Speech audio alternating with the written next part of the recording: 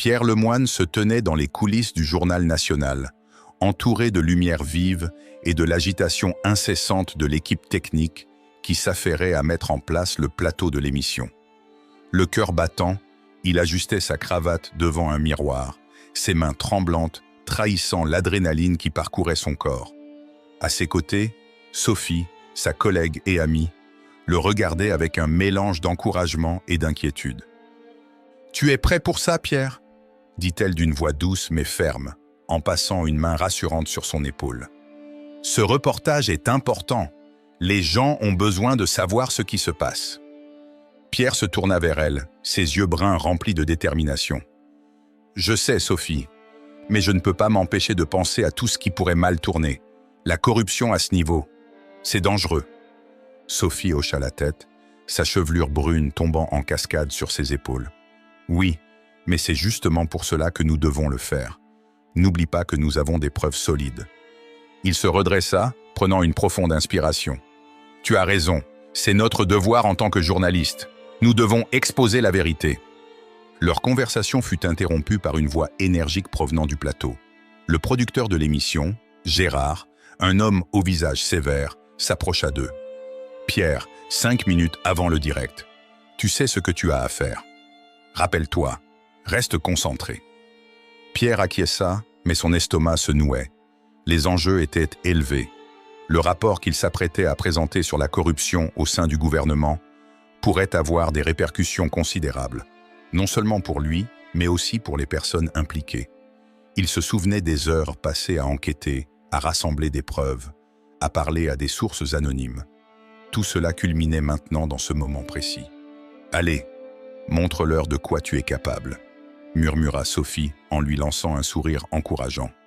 Il se dirigea vers le plateau, le cœur battant la chamade.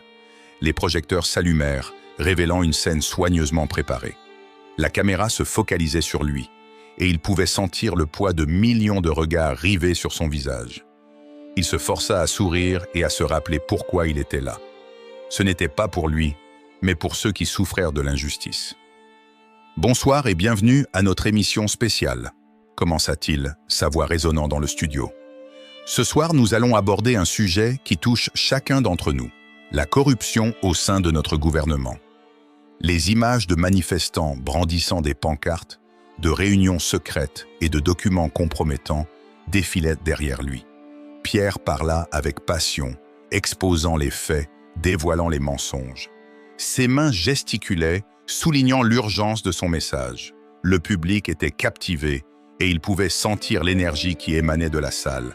Nous avons découvert que des fonds publics ont été détournés à des fins personnelles, que des décisions politiques ont été prises dans l'ombre, loin des yeux des citoyens. « Comment pouvons-nous accepter cela ?» s'exclama-t-il, sa voix empreinte d'indignation. Il continua, déroulant des preuves irréfutables, des témoignages de lanceurs d'alerte, des documents officiels. Chaque mot qu'il prononçait était une flèche tirée droit au cœur de la corruption. Les visages des membres du gouvernement qu'il dénonçait apparaissaient sur l'écran, et il pouvait presque ressentir la tension dans l'air. Cependant, au moment où il s'apprêtait à conclure, une interruption inattendue émergea. Le directeur du journal, Claude Dufresne, entra sur le plateau, l'air grave. Pierre sentit une vague d'angoisse l'envahir. Claude, son ancien mentor, le regardait avec une intensité qui le déstabilisait.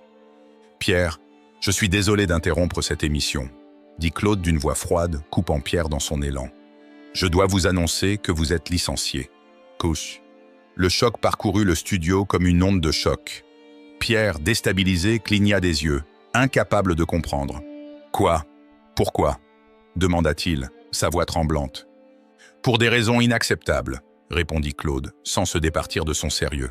« Vous avez outrepassé vos fonctions. » Les murmures d'incompréhension s'élevèrent parmi l'équipe technique et les autres journalistes présents.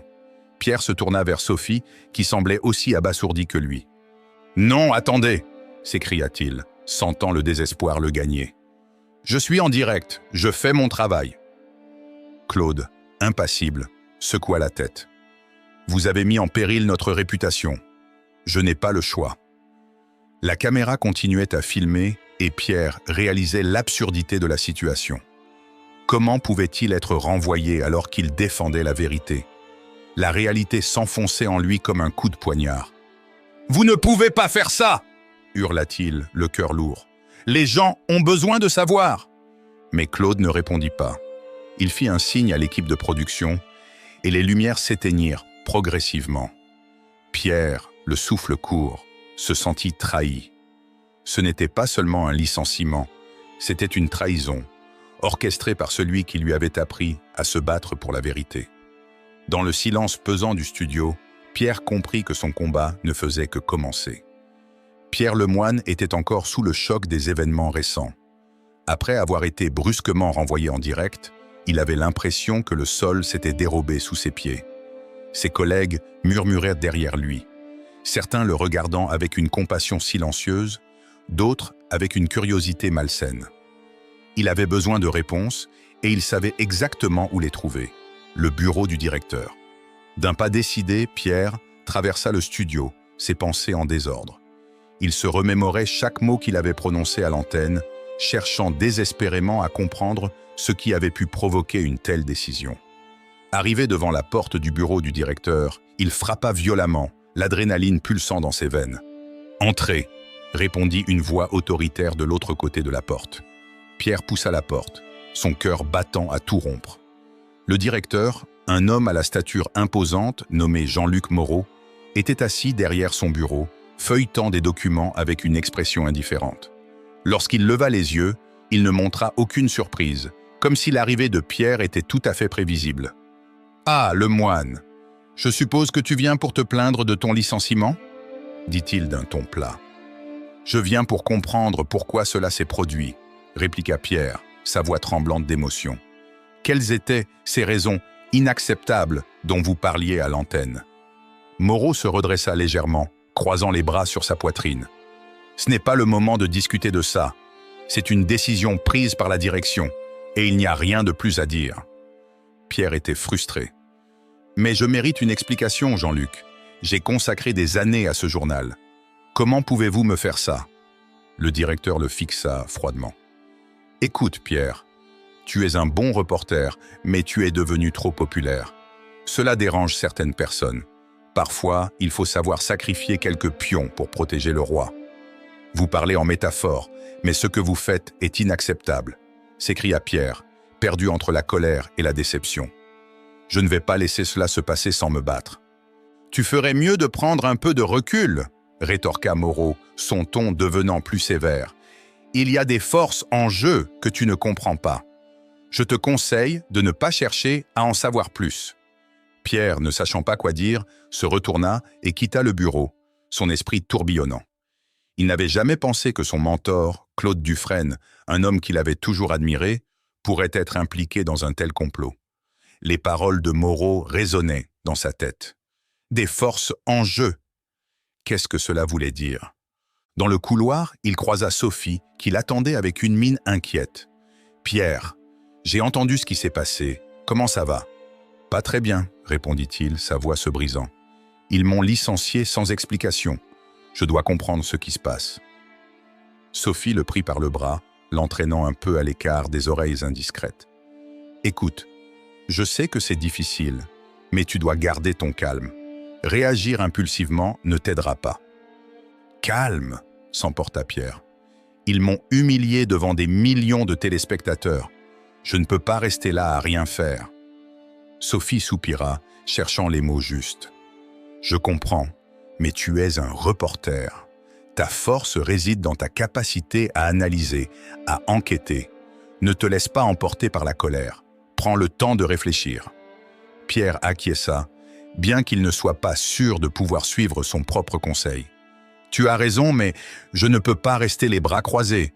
J'ai besoin de savoir qui est derrière tout ça. » « Commence par te reposer, » conseilla Sophie. « Tu es dans un état de choc. Prends un jour ou deux pour te ressaisir. Ensuite, nous pourrons réfléchir à un plan. » Pierre hocha la tête, mais son esprit était déjà en train de ruminer. En rentrant chez lui, il se perdait dans ses pensées, les événements des dernières heures se mélangeant en un flou confus. Il se sentait trahi, pas seulement par son employeur, mais aussi par Claude, dont il avait toujours cru qu'il serait là pour le soutenir. Arrivé chez lui, il s'assit à son bureau, le regard perdu dans le vide. Les mots de Moreau l'obsédaient. Des forces en jeu. Qu'est-ce que cela pouvait bien signifier? Il devait enquêter, non seulement sur son licenciement, mais aussi sur Claude. Ce dernier avait une réputation d'intrigant, et Pierre commençait à se demander si tout cela n'était pas le résultat d'une machination de sa part. Il alluma son ordinateur, cherchant des informations sur Claude Dufresne. Les récits de sa carrière et de ses succès étaient impressionnants, mais Pierre se souvenait aussi des rumeurs qui circulèrent sur lui. Sa jalousie, sa soif de pouvoir. Il fit défiler les articles, prenant des notes sur tout ce qui pouvait lui être utile. Une phrase attira son attention. Dufresne, un homme qui ne supporte pas la concurrence. Pierre se leva brusquement. Une idée germa dans son esprit. Et s'il était la cible de Claude? Ce scénario paraissait de plus en plus plausible. Claude avait toujours été possessif concernant ses protégés, et Pierre avait récemment connu un succès qui avait pu le rendre jaloux. Il se rendit compte qu'il devait agir rapidement. La colère et l'injustice qu'il ressentait s'étaient transformées en détermination. Il ne pouvait pas laisser Claude s'en tirer impunément. Il devait collecter des preuves, découvrir ce qui se cachait derrière cette décision, et surtout, il devait prouver qu'il n'était pas le coupable de cette trahison. Alors qu'il se perdait dans ses recherches, une question le hantait. Jusqu'où Claude était-il prêt à aller pour préserver son propre pouvoir? Pierre savait qu'il devait être prudent et stratégique. Les coups bas dans le monde du journalisme n'étaient pas rares, et il avait l'impression que cette bataille serait plus difficile qu'il ne l'avait imaginé. Pierre ferma les yeux un instant, prenant une profonde inspiration. Il était déterminé à se battre pour sa réputation et pour la vérité. La quête pour découvrir le responsable de son licenciement avait commencé, et il n'allait pas reculer. Pierre Lemoine était assis à son bureau, les mains tremblantes et l'esprit en ébullition. Les lumières de la ville scintillaient à travers la fenêtre de son appartement, mais il ne pouvait pas se concentrer sur la beauté de la nuit. Les mots du directeur résonnaient encore dans sa tête, comme un écho douloureux. Pour des raisons inacceptables, vous êtes licencié. Il avait du mal à comprendre comment tout cela avait pu arriver. Son esprit ne pouvait s'empêcher de vagabonder vers Claude Dufresne, son ancien mentor. Leurs chemins s'étaient séparés depuis qu'il avait pris son envol, et Pierre savait que Claude n'avait jamais vraiment apprécié son succès. Le lendemain matin, Pierre se leva avec une résolution nouvelle. Il devait comprendre ce qui s'était passé. Il se mit à fouiller sur Internet, à la recherche d'informations sur Claude. Les résultats de ses recherches étaient troublants. De nombreuses rumeurs circulaient concernant des pratiques douteuses liées à Claude, des allégations de corruption et de manipulation d'informations. Pierre se sentit piqué par une intuition. Peut-être que son ancien mentor était bien plus impliqué dans son licenciement qu'il ne voulait l'admettre. « Je dois lui parler », murmura-t-il pour lui-même, la détermination se dessinant sur son visage. Il se leva, enfila une veste et sortit de chez lui, son cœur battant à tout rompre. La route jusqu'au bureau de Claude était un véritable parcours du combattant. Pierre se remémorait les années passées, son mentor, ses conseils et l'admiration qu'il avait pour lui jadis. Mais cette admiration s'était rapidement teintée de méfiance. Arrivé devant le bâtiment où Claude avait son bureau, Pierre prit une profonde inspiration avant d'entrer. Les murs étaient ornés de photographies en noir et blanc de Claude lors de divers événements médiatiques, un souvenir de sa gloire passée. Il se dirigea vers l'ascenseur, mais une vague de nervosité l'envahit. Ses mains étaient à moite alors qu'il appuyait sur le bouton du dernier étage. Quand les portes s'ouvrirent, il se retrouva face à Claude, un homme en costume bien taillé, dont l'allure dégageait une certaine autorité. Claude était en pleine discussion avec une assistante, mais il interrompit leur conversation en voyant Pierre. Son sourire, d'abord chaleureux, s'évanouit rapidement et se transforma en une expression de surprise feinte. « Pierre, quel plaisir de te voir. Que puis-je faire pour toi ?» demanda Claude, feignant l'innocence. « Nous devons parler, Claude.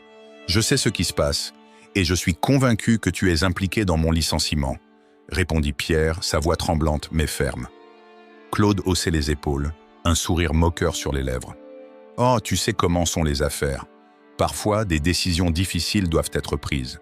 Je suis sûr que tu peux comprendre cela. » Pierre ne se laissa pas décourager. Ne fais pas le naïf. Les rumeurs qui circulent sur toi, sur ta façon de manipuler les informations, c'est inacceptable. Je veux savoir la vérité. La vérité? Claude éclata de rire, un son froid et dédaigneux.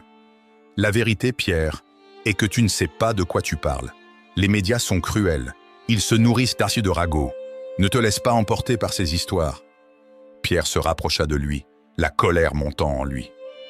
Je ne suis pas ici pour écouter tes mensonges. Je veux savoir pourquoi tu as voulu me faire tomber. C'est toi qui as orchestré tout ça, n'est-ce pas?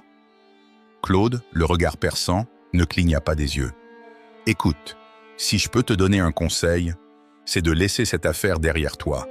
Tu es un bon journaliste, mais parfois, il vaut mieux ne pas creuser trop profondément. Tu pourrais te brûler. Me brûler? Je suis déjà brûlé, Claude. Tu as réussi à me détruire, mais je ne vais pas laisser cela passer. Je vais découvrir la vérité, peu importe ce qu'il en coûte. Claude sourit, une lueur de menace dans ses yeux. Fais attention, Pierre. L'innocence est une chose précieuse dans ce métier. Tu pourrais te retrouver dans une position bien plus délicate que tu ne le penses. Pierre, rempli de rage, tourna les talons et quitta le bureau de Claude, le cœur lourd mais le cerveau en ébullition. Les mots de Claude résonnèrent dans sa tête, mais il savait qu'il ne pouvait pas abandonner. Il devait chercher la vérité, même si cela signifiait se heurter à des obstacles redoutables. De retour chez lui, Pierre se sentait plus déterminé que jamais. Il s'installa devant son ordinateur, déterminé à rassembler toutes les preuves possibles. Son ancien mentor avait peut-être pensé qu'il pourrait le décourager, mais au contraire, il avait attisé sa flamme de curiosité et de justice. Alors qu'il parcourait les archives du Journal national, Pierre tomba sur un article ancien, écrit par Claude lui-même. Il parlait de l'importance de l'intégrité dans le journalisme et de la nécessité de défendre la vérité, quoi qu'il arrive. Pierre sourit amèrement en réalisant l'ironie de la situation. Le Claude qu'il admirait autrefois n'était plus qu'un lointain souvenir, remplacé par un homme dont les ambitions avaient corrompu son éthique. « Je vais prouver ta culpabilité, Claude », murmura-t-il, les doigts agiles sur le clavier. Les heures passèrent. Alors qu'il fouillait dans les fonds d'archives, à la recherche de tout ce qui pourrait lier Claude à des actes répréhensibles. Chaque pièce du puzzle qu'il rassemblait renforçait sa détermination. Cependant, une partie de lui était préoccupée par les avertissements de Claude. Peut-être que le chemin qu'il s'apprêtait à emprunter était semé d'embûches. Mais Pierre savait une chose, il ne pouvait pas abandonner. La vérité devait éclater, et il était prêt à tout pour la découvrir. Pierre Lemoine se tenait dans son petit appartement parisien, le cœur battant d'une frustration sourde. La lumière tamisée du lampadaire à l'extérieur projetait de longues ombres sur les murs, créant une atmosphère presque claustrophobe. Il avait reçu un message anonyme sur son téléphone, un simple texte qui résonnait comme une menace. « Ne te mêle pas des affaires de Claude. Tu ne sais pas à qui tu as affaire. » Les mots dansaient dans son esprit, amplifiant son sentiment d'angoisse. Mais au lieu de le paralyser, ce message attisa sa détermination. Il se leva, faisant les 100 pas dans son salon exigu. « Claude ne peut pas s'en tirer comme ça », murmura-t-il pour lui-même. Les souvenirs de sa rencontre avec Claude Dufresne, son ancien mentor, lui revinrent en mémoire. Un homme charismatique, intelligent, mais dont la jalousie avait progressivement terni leur relation. Pierre se rappelait des moments où Claude lui avait enseigné les ficelles du métier, mais aussi des instants où il avait commencé à entrevoir une ombre dans l'attitude de son mentor, une rivalité insidieuse qui grandissait jour après jour. Pierre attrapa son carnet de notes, le feuilletant avec frénésie. Des notes sur son enquête, des idées sur la corruption au sein du gouvernement, des pistes à explorer. « Il faut que je parle à mes anciens collègues », se dit-il, déterminé à rassembler des preuves concrètes. Il attrapa son manteau, la fraîcheur de la nuit parisienne le frappa alors qu'il sortait de chez lui. En se dirigeant vers le bar où il savait que plusieurs de ses anciens collègues se retrouvaient, Pierre se sentit à la fois nerveux et excité. Il était conscient des risques qu'il prenait, mais l'adrénaline bouillonnait en lui. En entrant dans le bar, il repéra rapidement quelques visages familiers. L'endroit était animé, rempli de rires et de discussions passionnées. « Pierre, ça fait longtemps !» s'exclama Lucie, une ancienne journaliste qui avait travaillé avec lui sur plusieurs enquêtes.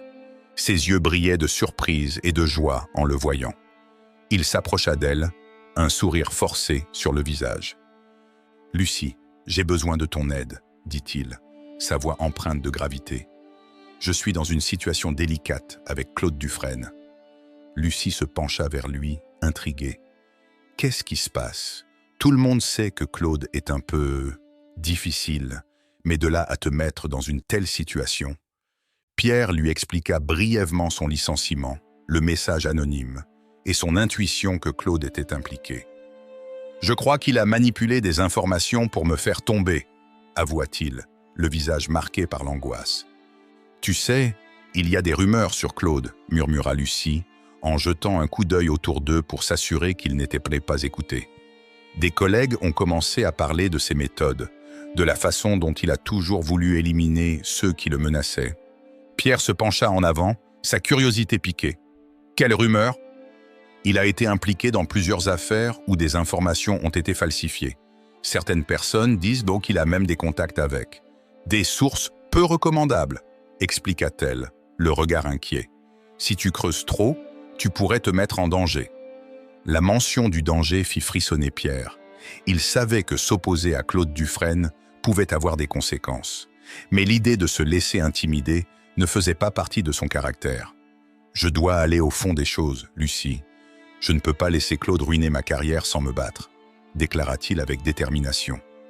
Lucie hocha la tête, visiblement impressionnée par sa résolution. « D'accord, je vais t'aider, mais soyons prudents. Si Claude est vraiment derrière tout ça, il ne reculera devant rien pour protéger ses arrières. » Leur conversation se poursuivit, Pierre prenant des notes sur tout ce que Lucie savait. Elle lui parla de plusieurs anciens collègues qui avaient quitté le journal national après avoir eu des différends avec Claude. « Il a un moyen de faire en sorte que les gens se sentent isolés, » ajouta-t-elle, son ton grave. « Si tu veux des preuves, tu devras parler à ceux qui ont quitté le navire. » Pierre remercia Lucie pour son aide et quitta le bar, le cœur lourd, mais l'esprit plus clair. Il savait qu'il devait agir vite. Les heures qui suivaient furent consacrées à passer des coups de fil et à organiser des rencontres avec des anciens collègues. Chaque conversation le rapprochait un peu plus de la vérité, mais chaque nouvelle information semblait également renforcer l'ombre de Claude sur sa vie. Les jours passèrent et Pierre s'immergea dans ses recherches. Il contacta plusieurs journalistes ayant eu des problèmes avec Claude, recueillant des témoignages et des preuves. Chaque récit était plus troublant que le précédent. L'ancien mentor, qui avait une fois été une figure paternelle pour lui, se révélait être un manipulateur froid et calculateur. Un soir, alors qu'il rentrait chez lui, Pierre remarqua une silhouette qui semblait le suivre. L'angoisse l'envahit. Il accéléra le pas, ses pensées s'embrouillant. « C'est juste une coïncidence », se dit-il, mais l'angoisse persistait. La silhouette disparut dans les ombres, mais le sentiment d'être épié ne le quitta pas.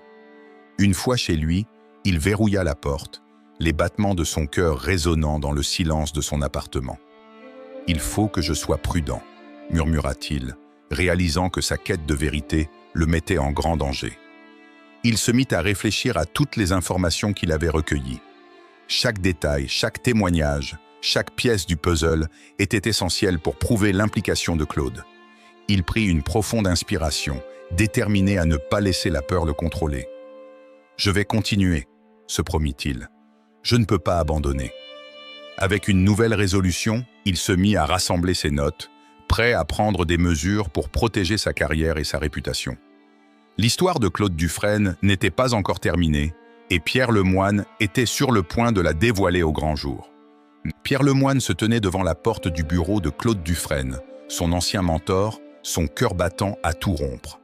Il avait passé des années à admirer cet homme, à apprendre de lui, mais aujourd'hui, il ne ressentait qu'un mélange de colère et de trahison.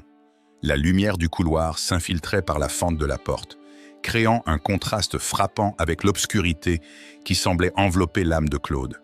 Pierre inspira profondément et frappa à la porte. « Entre !» ordonna Claude d'une voix autoritaire, sans même prendre la peine de se lever de son fauteuil.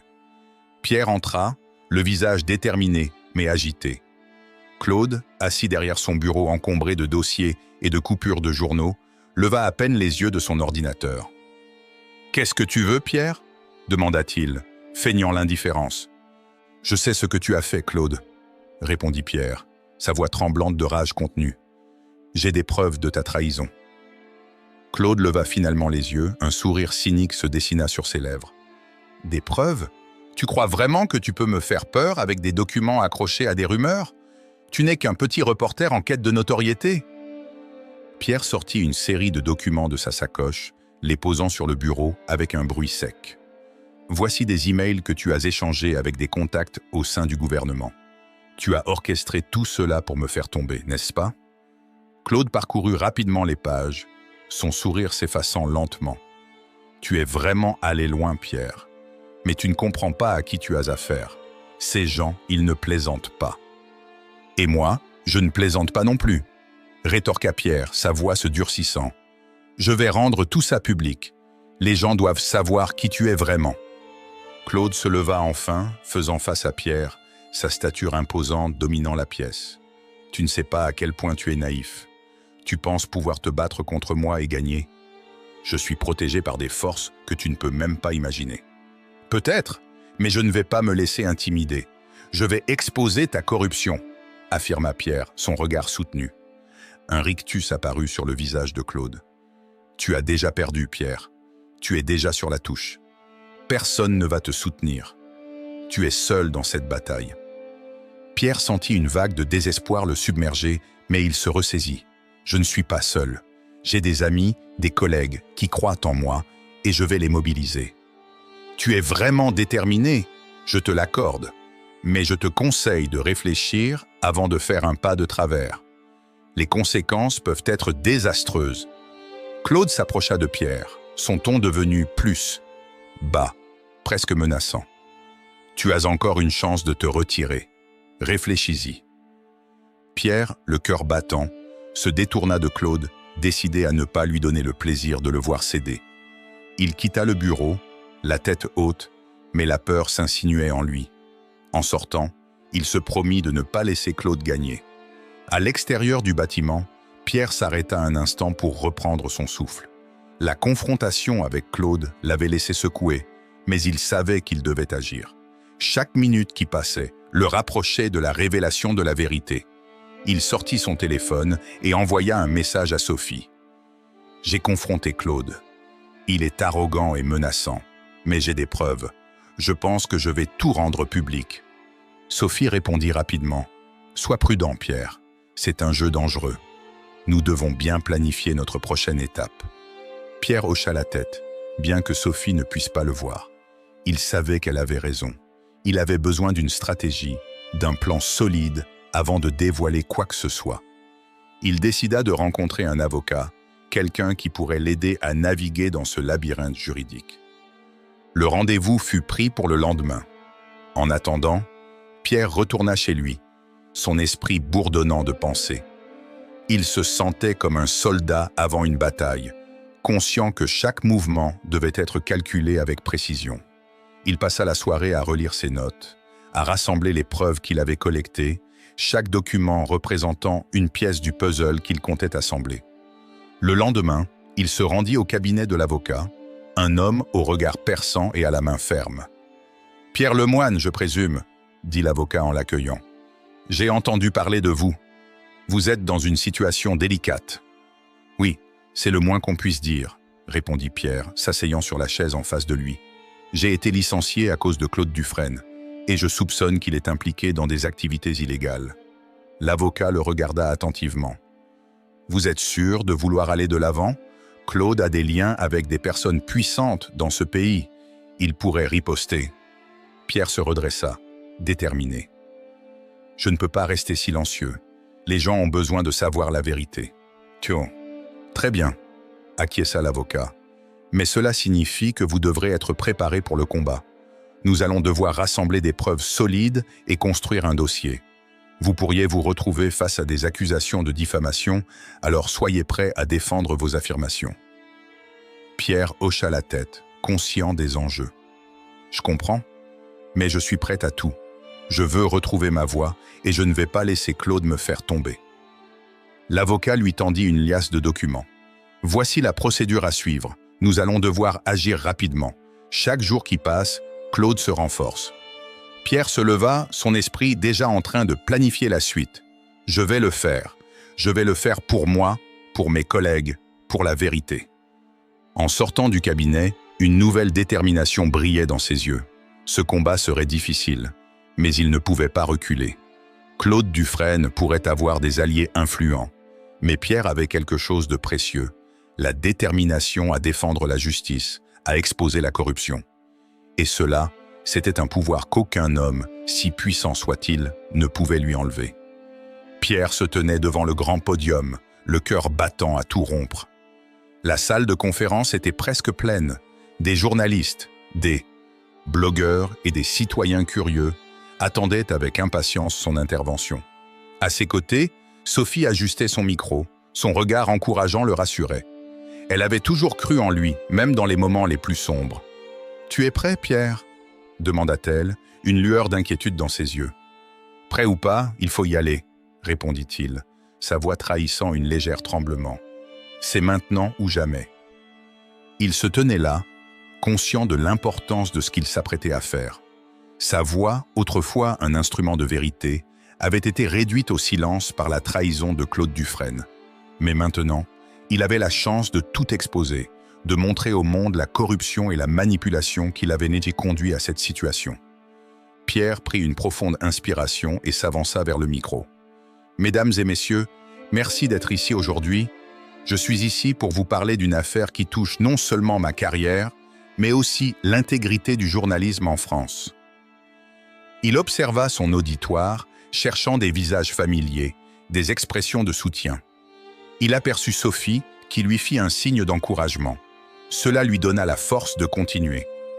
Comme beaucoup d'entre vous le savent, j'ai été licencié du Journal national de manière inattendue et brutale, sous des accusations que je n'ai jamais comprises. Après une enquête approfondie, je suis arrivé à une conclusion choquante.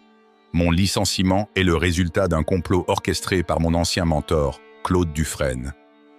Un murmure parcourut la salle. Pierre continua, sa voix plus forte, plus assurée. Claude a non seulement manipulé des informations, mais il a également agi par jalousie, ne supportant pas le succès que j'ai rencontré dans mes reportages. Sophie, à l'arrière, écoutait avec une attention soutenue. Elle savait à quel point Pierre était passionné par son travail et à quel point il avait souffert à cause de cette trahison. Elle pouvait sentir l'énergie dans la pièce changer, comme si chacun comprenait l'enjeu de cette révélation. J'ai des preuves de ces actes. J'ai rassemblé des documents, des témoignages d'anciens collègues et même des enregistrements qui montrent clairement son implication dans la falsification d'informations. Pierre sortit une clé USB de sa poche et la brandit. Je vais vous montrer tout cela. La tension était palpable. Les journalistes prenaient des notes, les caméras clignotaient et les murmures se transformaient en discussions animées. Pierre se sentait revigoré par l'énergie de la foule. Il avait enfin la possibilité de se battre pour sa réputation, pour la vérité. Claude Dufresne a abattu un homme pour préserver son propre pouvoir. Mais nous ne devons pas permettre à ce genre de corruption de prospérer dans notre société. Il marqua une pause, laissant les mots résonner dans l'esprit de son auditoire. Je vais maintenant projeter les preuves que j'ai collectées. Pierre se dirigea vers un ordinateur portable et commença à faire défiler les documents. Les visages dans la salle se tournèrent vers l'écran, captivés par les révélations qu'il s'apprêtait à faire. Les premiers documents montrèrent des échanges d'emails entre Claude et d'autres acteurs influents, discutant de la manière de discréditer Pierre. Les murmures s'intensifièrent. Des visages se firent plus graves. Pierre poursuivit, exposant les liens de Claude avec des entreprises corrompues et des politiciens véreux. Voici le véritable visage de ceux qui prétendent défendre l'intégrité du journalisme, déclara-t-il. Ils utilisent leur pouvoir pour écraser ceux qui cherchent à exposer la vérité. La salle était maintenant en effervescence. Des journalistes levaient la main pour poser des questions, d'autres filmaient les révélations en direct. Pierre se sentait comme un homme libre, enfin capable de parler sans crainte de représailles. « Monsieur Lemoine, que comptez-vous faire maintenant ?» demanda une journaliste impatiente. Je compte mener cette bataille jusqu'au bout, répondit-il avec détermination. Je ne me laisserai pas faire. Je veux que Claude soit tenu responsable de ses actes et je vais tout faire pour rétablir ma réputation. La conférence de presse se poursuivit pendant plus d'1 heure. Pierre répondant aux questions, partageant des anecdotes sur sa carrière et l'impact de la trahison de Claude sur sa vie. Les médias commençaient à relayer l'histoire, mettant la pression sur Claude et le journal national. Alors que la conférence touchait à sa fin, un homme en costume noir entra dans la salle, l'air grave. Pierre le reconnut immédiatement. C'était un journaliste d'investigation réputé, connu pour ses enquêtes sur la corruption. Il s'approcha de Pierre, un sourire sur le visage. « Pierre, ce que tu as fait aujourd'hui était audacieux. Je pense que nous avons enfin une chance d'exposer Claude pour ce qu'il est vraiment. »« Merci, mais je ne suis pas encore au bout de mes peines, » répondit Pierre, conscient qu'il devait rester sur ses gardes. « Claude a des alliés puissants. Je sais, mais nous avons l'opinion publique de notre côté maintenant. Ensemble, nous pouvons faire la lumière sur cette affaire. » L'homme retourna vers les autres journalistes et Pierre sentit une vague de soulagement l'envahir. Peut-être que, finalement, il n'était pas seul dans ce combat. La réaction du public fut explosive. Les médias couvrirent l'histoire avec ferveur et en quelques jours, le nom de Claude Dufresne était sur toutes les lèvres. Les révélations sur la corruption et la manipulation qu'il avait orchestrées commençaient à faire le tour des réseaux sociaux, suscitant indignation et colère. Pierre, quant à lui, se retrouvait au centre de cette tempête médiatique. Il recevait des appels de journalistes, des messages de soutien et même des menaces de la part de ceux qui soutenaient Claude. Mais avec chaque message de soutien, il se sentait plus fort, plus déterminé à aller jusqu'au bout. Puis, le jour tant attendu arriva. Pierre reçut un appel inattendu des autorités. « Monsieur Lemoine, nous avons des nouvelles concernant Claude Dufresne », annonça une voix au téléphone. « Il a été arrêté pour ses actes répréhensibles. Nous avons collecté suffisamment de preuves pour l'inculper. » Un sourire éclatant illumina le visage de Pierre. La vérité triomphait enfin. Il avait lutté, il avait risqué sa carrière et sa réputation, mais il avait fini par gagner. Lorsqu'il raccrocha, il se tourna vers Sophie qui était à ses côtés. « Claude est enfin arrêté. Je ne peux pas croire que ça soit enfin arrivé. » Sophie l'enlaça, le félicitant pour son courage et sa détermination. « Tu as fait ce qu'il fallait, Pierre. La vérité a triomphé. » Peu de temps après, Pierre reçut une offre inattendue du journal national. Il voulait qu'il revienne, qu'il reprenne son rôle de reporter. Il reconnaissait son intégrité et le travail qu'il avait accompli pour exposer la corruption. « C'est incroyable, » murmura-t-il, les larmes aux yeux. « Après tout ce que j'ai vécu, ils veulent que je revienne. »« Tu le mérites, » lui assura Sophie. « La vérité a toujours une façon de s'imposer. » Pierre savait que le chemin serait encore long, mais il était prêt à se battre pour le journalisme, pour la vérité, et pour ceux qui n'avaient même pas la chance de se défendre. La lutte contre la corruption ne faisait que commencer, et il était déterminé à être en première ligne, prêt à défendre l'intégrité et la vérité.